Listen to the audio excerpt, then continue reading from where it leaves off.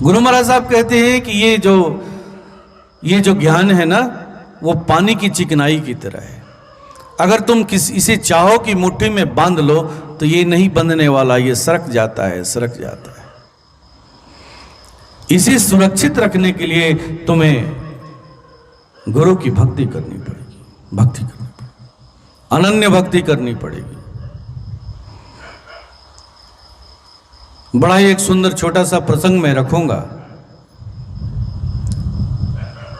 कि जो भक्ति करते हैं, भक्ति पथ पर होते हैं, उनकी दशा क्या होती है, और जो ज्ञान और बल के अहंकार में होते हैं उनकी दशा क्या होती है। एक बार की बात है, एक गाय और एक बाघ प्यासे थे। गर्मी का दिन था। वो एक सरोवर की तरफ निकलते हैं पानी पीने के लिए। सरोवर के किनारे एक दलदल है, लेकिन इतने प्यासे हैं कि इस बात को भूल गए हैं कि यहां कुछ है भी, और वो बड़ी तेजी के साथ जल की तरफ बढ़ते हैं। बाघ भी पानी पीने के क्रम में उस दलदल में फंस जाता है, उधर गाय भी फंस जाती है। दोनों निकलने का प्रयास कर रहे हैं, लेकिन जितना ही प्रयास कर रहे हैं और फंसते जाते हैं। थोड़ी देर के बाद गाय शांत हो जाती है, बैठ करके पागुर करने लगती है। इधर बाघ परेशान है और वो बार बार गाय की ओर देख रहा है।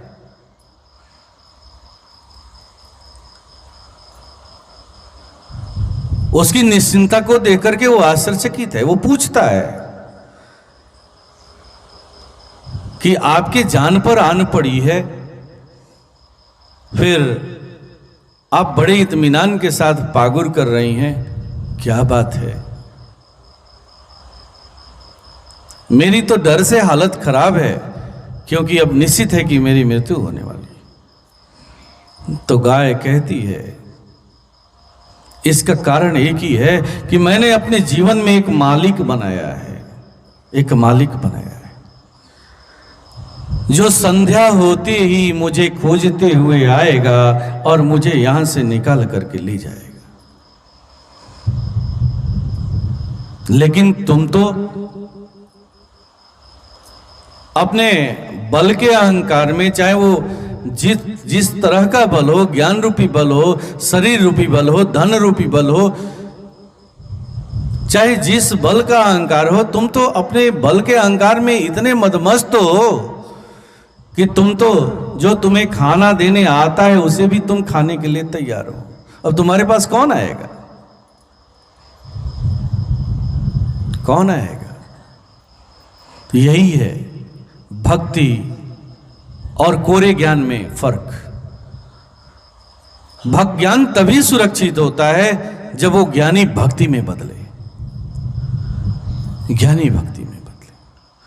और जब हम ज्ञानी भक्ति करने लगते हैं, अनन्य भक्ति करने लगते हैं, तो वो परमात्मा, वो गुरु, वो सदगुरु, वो सत्ता हमारा योगक्षेम वहन करती है। योगक्षेम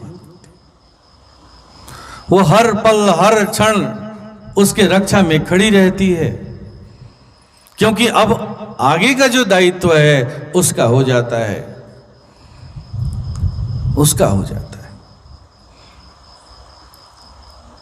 आइए थोड़ा सा हम सब गौर करें कि वो योगक्षेम परम पूज्य गुरु महाराज साहब हमारे साथ कैसे वहन करते। ऐसे इस योगक्षेम को वहन करने में उन्हें कभी कभी ऐसा भी देखने को मिलता है कि महापुरुषों को, सदगुरुओं को अपमानित भी होना पड़ा है अपने भक्तों द्वारा। ये घटना नारद से संबंधित है। भगवान नारद विष्णु के उपासक हैं, श्री हरि के उपासक हैं। उनका वो मंत्र जाप करते हैं, उन्हीं के नाम का जाप करते हैं, उन्हीं की आराधना करते हैं, उन्हीं की भक्ति करते हैं, अनन्य भक्ति करते हैं।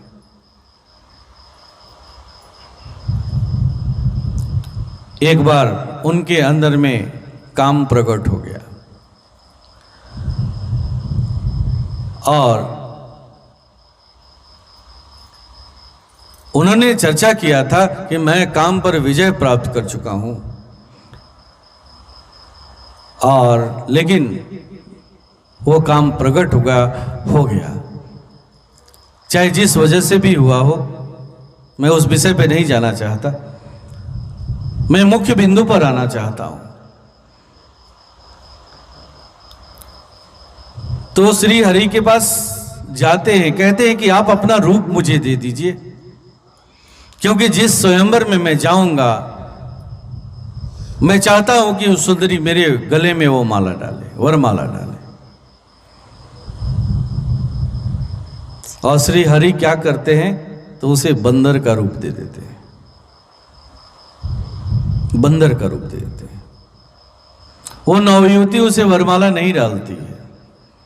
जब वो आईने में अपने रूप को देखते हैं तो क्रोधित हो जाते हैं और अपने इष्ट को, अपने प्रभु को ही श्राप दे डालते हैं। लेकिन उन्हें वो परवाह नहीं है। ठीक यही चरित्र है एक गुरु का। वो अपनी भक्तों की रक्षा के लिए वो श्राप भी लेने के लिए तैयार है, आपके मार को भी लेने के लिए तैयार है, आपके द्वारा दिए गए वो कलंक को भी लेने के लिए तैयार है। लेकिन जब हम अनन्य भक्ति करने लगते हैं, अपने अनन्य भक्ति करने वाले भक्तों को कभी भी वो डूबने नहीं देता, डूबने नहीं देता। श्री हरि ने यही किया।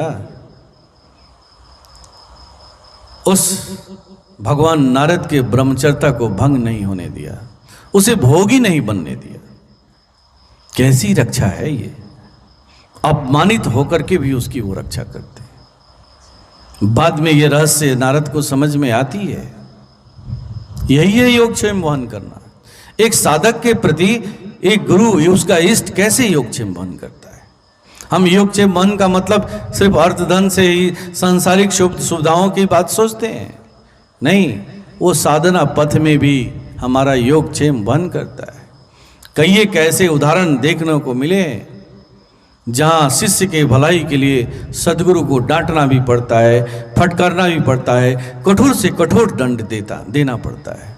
लेकिन ये अधिकार उसी को देता है, वो डांटता उसी को है जिसे बहुत ज़्यादा प्यार करता है। वो दंड उसी को देता है जो बहुत ज़्यादा, जिसे बहुत ज़्यादा प्यार करता है, बहुत ज़्यादा प्यार करता है।